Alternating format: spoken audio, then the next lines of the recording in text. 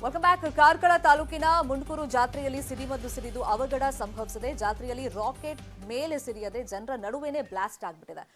ನೋಡ್ತಾ ಇದ್ದಂತೆ ಸಿಡಿಮದ್ದು ಬ್ಲಾಸ್ಟ್ ಆಗಿದ್ದು ಹಲವರಿಗೆ ಗಾಯ ಆಗಿದೆ. ಹಲವರ ಕೈ ಕಾಲುಗಳಿಗೆ ಬೆಂಕಿ ತಗುಲಿ ಗಂಭೀರ ಗಾಯ ಆಗಿದ್ದು ಯಾವುದೇ ಪ್ರಾಣಾಪಾಯ ಸಂಭವಿಸಿಲ್ಲ. ಪಟಾಕಿ ಸಿಡಿತಾ ಇದ್ದಂತೆ ಆತಂಕದಿಂದ ಜನ ಚಲ್ಲಾಪಿಲ್ಲಿಯಾಗಿ ಓಡ್ ಹೋಗಿದ್ದಾರೆ.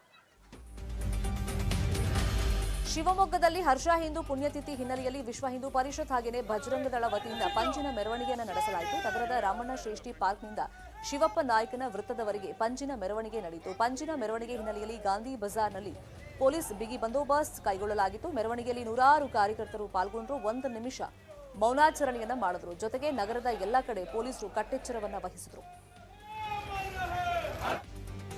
ಆಂಧ್ರಪ್ರದೇಶದ ವಿಜಯವಾಡದಲ್ಲಿ ಟಿಡಿಪಿ ಕಚೇರಿಯನ್ನ ಟಾರ್ಗೆಟ್ ಮಾಡಲಾಗಿದೆ. ನಿನ್ನೆ ತೆಲುಗುದೇಶಂ ಪಾರ್ಟಿ ಕಚೇರಿಗೆ ನುಗ್ಗಿದಂತ ಅಪರಿಚಿತರು ಕಚೇರಿಯನ್ನ ಧ್ವಂಸಗೊಳಿಸಿದ್ದಾರೆ. ಜೊತೆಗೆ ತೆಲುಗುದೇಶಂ ಪಾರ್ಟಿಯ ಪ್ರಧಾನ ಕಾರ್ಯದರ್ಶಿ ಕೋನೇರು ಸಂದೀಪ್ ಅವರ ವಾಹನಕ್ಕೆ ಬೆಂಕಿಯನ್ನ ಹಚ್ಚಿದ್ದಾರೆ.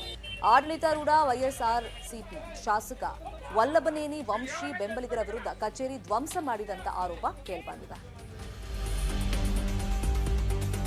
ಹರಿಯಾಣದ ಜಿನ್ನಲ್ಲಿ ಪೊಲೀಸರು ಮತ್ತು ಸರಪಂಚರ ನಡುವೆ ಘರ್ಷಣೆ ನಡೆದಿದೆ. ಈ ಟೆಂಡರ್ ಮತ್ತು ರೈಟ್ ಟು ರೀಕಾಲ್ ಬಗ್ಗೆ ಸರಪಂಚರು ಆಗ್ರಹಿಸಿ ಡಿಸಿ ಕಚೇರಿಗೆ ಮುತ್ತಿಗೆಯನ್ನು ಹಾಕಿದ್ರು. ಈ ವೇಳೆ ಪೊಲೀಸರು ಪ್ರತಿಭಟನಾಕಾರರ ಮೇಲೆ ಲಾಠಿ ಚಾರ್ಜ್ ಅನ್ನು ಮಾಡಿದ್ದಾರೆ. ಅಲ್ಲದೆ 54 ಸರಪಂಚ್ಗಳನ್ನು ಬಂಧಿಸಲಾಗಿದೆ.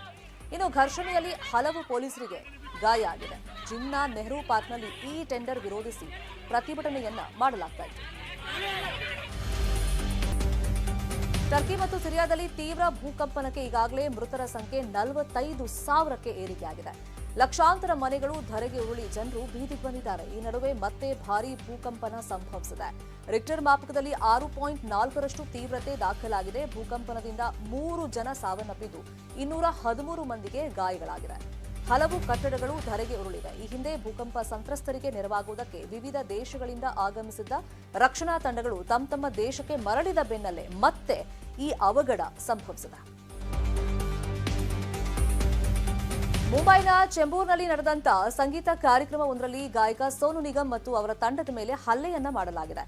ಘಟನೆಯಲ್ಲಿ ಗಾಯಕ ಸೋನು ನಿಗಮ್ ಸೇಫ್ ಆಗಿದ್ದು ಅವರ ಅಂಗರಕ್ಷಕರಿಗೆ ಗಾಯ ಆಗಿದೆ. ಅಂದಹಾಗೆ ಶಿವಸೇನೆ ನಾಯಕ ಪ್ರಕಾಶ್ ಆಯೋಜಿಸಿದ್ದ ಸಂಗೀತ ಕಾರ್ಯಕ್ರಮದಲ್ಲಿ ಸೋನು ನಿಗಮ್ ಪಾಲ್ಗೊಂಡಿದ್ರು. ಈ ವೇಳೆ ಶಿವಸೇನೆ ಶಾಸಕರೊಬ್ಬರ ಪುತ್ರ ಸೋನು ನಿಗಮ್ ಜೊತೆ ಸೆಲ್ಫಿ ತಗೊಳ್ಳೋಕೆ ಅಂತ ಹೋಗಿದ್ದಾರೆ. ಈ ವೇಳೆ ಸೋನು ನಿಗಮ್ ಮ್ಯಾನೇಜರ್ ಅವರನ್ನ ಕೆಳಗಿಳಿಯೋದಕ್ಕೆ ಸೂಚನೆ ಕೊಟ್ಟಿದ್ದಾರೆ.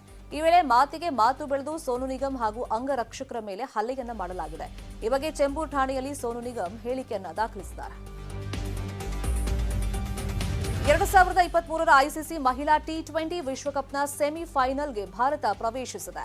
ಐರ್ಲೆಂಡ್ ವಿರುದ್ಧದ ಬಿ ಗುಂಪಿನ ತನ್ನ ಅಂತಿಮ ಪಂದ್ಯದಲ್ಲಿ ಭಾರತ ಡಕ್ವರ್ತ್ ಲೂಯಿಸ್ ನಿಯಮದ ಅನ್ವಯ 5 ರನ್ಗಳ ಜಯವನ್ನ ಸಾಧಿಸಿತು. ಟಾಸ್ ಗೆದ್ದು ಮೊದಲು ಬ್ಯಾಟ್ ಮಾಡಿದ ಭಾರತದ ಸ್ಮೃತಿ ಮಂದನಾ ಅವರ ಸ್ಫೋಟಕ 87 ರನ್ಗಳ ಆಟದ ನೆರವಿನಿಂದ 20 ಓವರ್ಗಳಲ್ಲಿ 6 ವಿಕೆಟ್ ನಷ್ಟಕ್ಕೆ 155 ರನ್ ಕಲೆ ಹಾಕಿತು. ಸವಾಲಿನ ಮೊತ್ತ ಬೆನ್ನತ್ತಿದ ಐರ್ಲೆಂಡ್ ಉತ್ತಮ ಹೋರಾಟ ಪ್ರದರ್ಶಿಸಿತು. ಆದರೆ ಮಳೆಯಿಂದಾಗಿ ನಿಗದಿತ ಸಮಯದ ಒಳಗೆ ನಿಲ್ಲದ ಕಾರಣ ಪಂದ್ಯ ರದ್ದಾಯಿತು.